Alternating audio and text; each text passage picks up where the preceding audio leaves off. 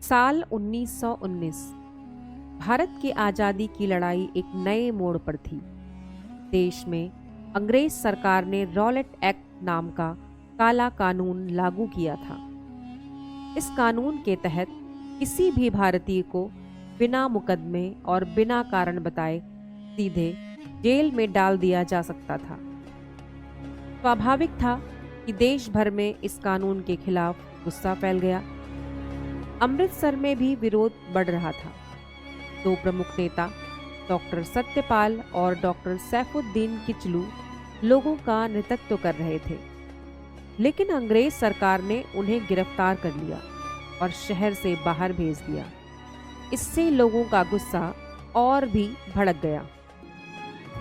13 अप्रैल 1919 बैसाखी का दिन ये पंजाब का सबसे बड़ा त्योहार होता है। उस दिन खेतों में नई फसलें आती हैं, लोग नए कपड़े पहनते हैं और खुशियां मनाते हैं।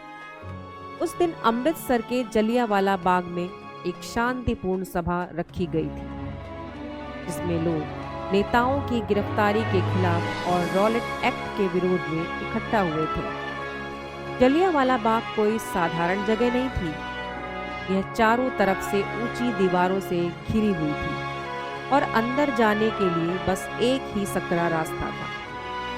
शाम होते होते वहां 20,000 से ज्यादा लोग जमा हो गए। औरतें, बच्चे, बुजुर्ग, किसान, मजदूर।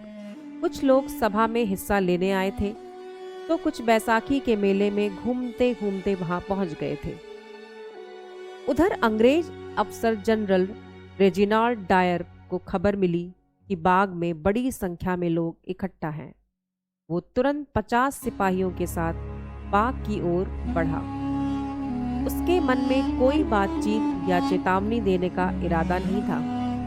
उसका मकसद सिर्फ सबक सिखाना था। बाग में पहुंचकर उसने बिना कोई चेतावनी दिए आदेश दिया, फायर, फायर। की आवाज गूंज उठी।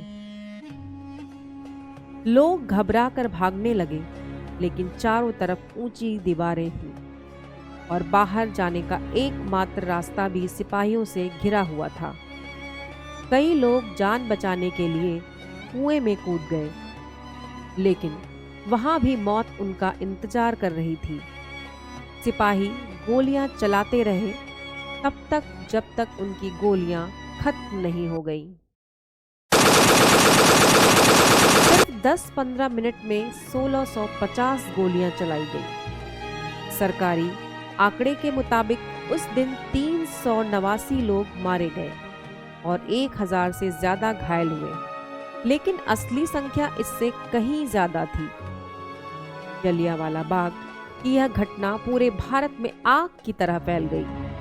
महात्मा गांधी ने इसे अमानवीयता की पराकाष्ठा कहा और अंग्रेजों के खिलाफ असहयोग आंदोलन शुरू करने का फैसला लिया।